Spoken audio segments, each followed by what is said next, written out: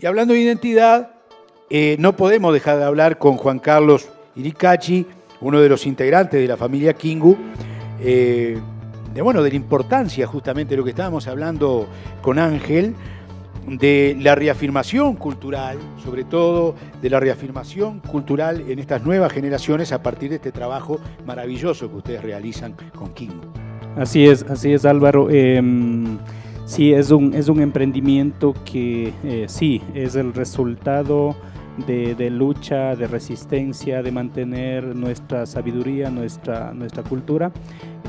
Creo que no ha sido en vano la lucha de Daquilema, la lucha de nuestros líderes. Decíamos que el pueblo purú ha sido históricamente rebelde, inclusive desde cuando llegaron los incas, luego los españoles. Entonces, en ese sentido, yo diría que nosotros somos resultado de esa resistencia que han hecho nuestros abuelos, en todo sentido, ya sean en los grandes movimientos que hicieron a nivel de la historia, lo hicieron a nivel de luchas, de que hicieron cada uno de cada uno de los tiempos que hicieron. Entonces somos resultado de eso, y por eso es que nosotros tampoco no podemos deslindarnos de eso. Entonces, como Kingu hemos dicho, recalco esto, de que si bien es cierto, hemos hecho un emprendimiento y que necesitamos sostenernos de alguna manera, por una parte, por el lado económico, pero por otro lado creo que no nos desprendemos de esta lucha.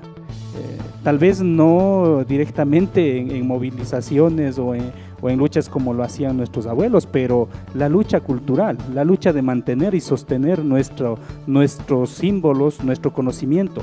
Y te decía que ese conocimiento que está plasmado en nuestras prendas, y eso hay que mantenerlos, hay que reorganizarlos, actualizarlos tal vez, y justamente ahí está el trabajo para que la gente, los jóvenes, vayan nuevamente valorando, nuevamente se vistan, pero con orgullo, con ese amor que tienen. Mira, yo hace algunos años, conversando con el músico baiano, ese entrañable músico baiano, gran músico brasileño Carlinhos Brown, hablábamos a propósito de cosas de similar estilo. Recuerdo que hablábamos de la afroreligiosidad tan presente en esa bahía, en esa Salvador de Bahías, a quien, todo el mundo conoce hoy como la capital del África en América, ¿no? En donde ellos, como pueblo negro, como pueblo afro, reivindican la religiosidad de la Mama África, pero estos músicos de nuevas generaciones, de alguna manera, tratan de acercar a las nuevas generaciones esto tan antiguo, ¿no? Milenario, ancestral, a través de la fusión, a través de la adaptación, con nuevas formas, con nuevos instrumentos, que no eran los tradicionales, los de base, los de entonces, sino sumándole cosas nuevas para de alguna forma acercarse y acercar toda esta ancestralidad a las nuevas generaciones. Sí, hay que irlo innovando, hay que ir modernizando, sin embargo, sin perder la esencia. Efectivamente, hay principios en los pueblos indígenas, en el pueblo puruá, y esos principios no hay que perderlos, la esencia que tenemos no hay que perderlos, porque ya tal vez estamos asumiendo o entrando en la moda. Más bien hay que mantenerlos y fortalecerlos. Creo que eso es muy importante, ¿no?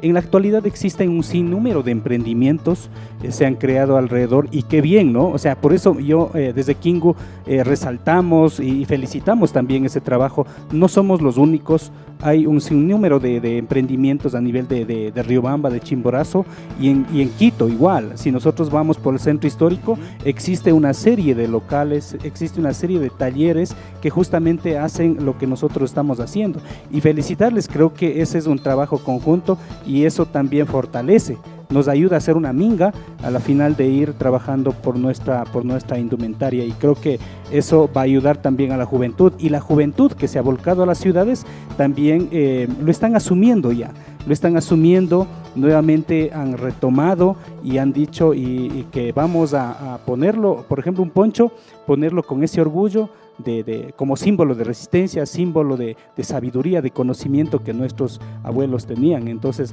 el ponerse un poncho efectivamente tiene que ser con sentimiento y pensamiento runa.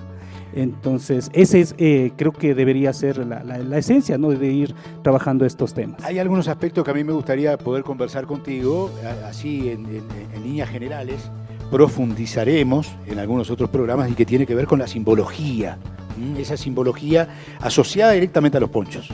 Sí, a ver, nuestros pueblos siempre tienen, o hasta ahora tienen, o tenían, nuestros abuelos, esa conexión con la tierra, esa conexión con la naturaleza. Entonces, ellos lo representaban en nuestras prendas, todo lo que ellos hacían, lo que sentían, lo que pensaban y lo que tenían a los alrededores, en su trabajo diario, en su vida cotidiana, todo eso lo representaban en nuestras prendas. Eso está representado. Si nosotros observamos en el poncho, en la faja, por ejemplo, en las fajas podemos ver, yo he estado visitando y mañana lo vamos a ver a una de las mamitas que nos proveen de fajas. Entonces, conversando con ellas decían, a ver, hay el Yaku Kingu, hay el Asias Kingu, hay el Pishi Sisa, hay ese tipo de fajas, por ejemplo. Entonces, por ejemplo, el Yaku Kingu representa a ese recorrido del agua. Esa curvatura del agua, dice Yaku Kingu, por ejemplo. Entonces, Yaku es agua, el Kingu es ese caminar, ese recorrido, el zigzag. Entonces, y lo representaban porque el agua era vida, era sagrado, era parte de la vida para nuestros pueblos, para el pueblo Puruá. Entonces, de igual manera, aquí está justo compañeras también, tenemos la shigra, ahí está representado, por ejemplo, a veces representan el sol, representan los cerros, nuestras montañas, representan tal vez la fauna también que existe en nuestras comunidades, y todo eso se representa. La matemática también se representa porque eran grandes conocedores del cosmos.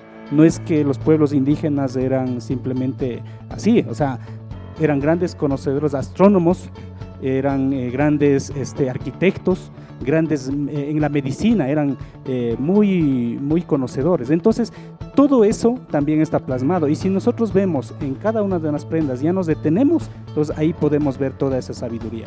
Entonces, es toda la representación del cosmos, la naturaleza, que está en nuestras prendas. Yo te hablaba de los ponchos porque los ponchos, de alguna forma, lo hemos conversado fuera del micrófono, pero me gustaría compartirlo así a grosso modo con la audiencia, tienen simbología particular, ¿no? Sobre todo en el pueblo Puruá. Sí, en el pueblo Puruá hay una particularidad del poncho cacha, que le denominan también poncho coco, le dicen, ¿no es cierto? Porque está justamente la chacana, la simbología que mostraba Ángel. Entonces, y claro, hay esa particularidad porque en otros pueblos no se ve esa figura, toda esa simbología que hay en el pueblo cacha. Entonces, tal vez esto nos da a entender de que en ese sector de cacha hubo grandes tejedores, grandes productores de textil y que efectivamente ese es el resultado tal vez que salió de ahí, esa representación. Ahora se dice que es del pueblo cacha, pero a la final, cuando el pueblo Puruá, o más bien la gran nación Puruá, se extendía desde esta parte de Guaranda, Tungurahua, inclusive llegaba casi hasta Cotopaxi, la gran nación Puruá. Entonces ese pueblo, ese poncho era representativo del pueblo Puruá.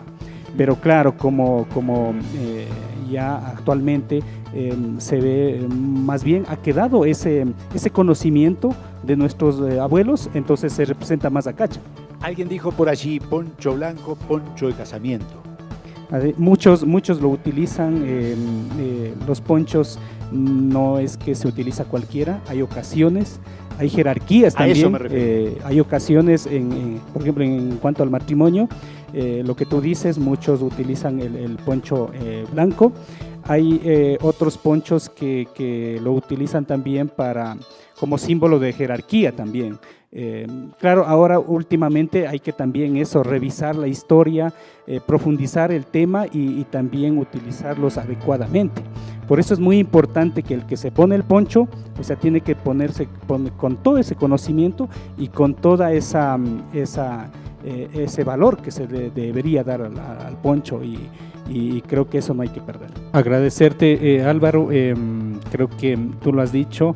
Creo que este es un trabajo de hermandad, de caminar juntos en la misma dirección.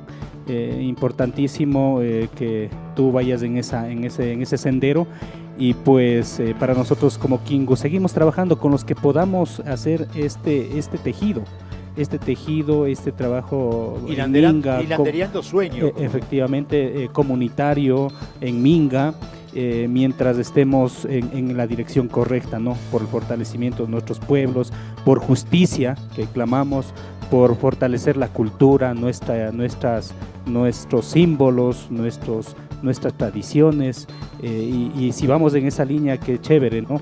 Entonces sintámonos orgullosos. En este caso te vemos ahí con el poncho, pero tú lo sientes. Eso es lo importante, que tú lo sientas como parte de un pueblo, de una lucha.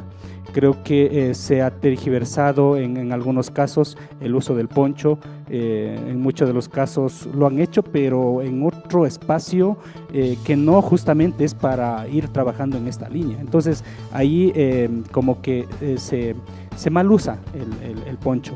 Entonces, en ese sentido, Álvaro, continuemos y gracias por eso. Como Kingu, lo que quisiera decir finalmente es que hacemos desde nuestro espacio, aportamos un granito más para este fortalecimiento de esta sociedad que tanto hablamos, la interculturalidad. O sea, no es que nosotros vamos a armar la revolución, pero somos un espacio desde donde podemos aportar.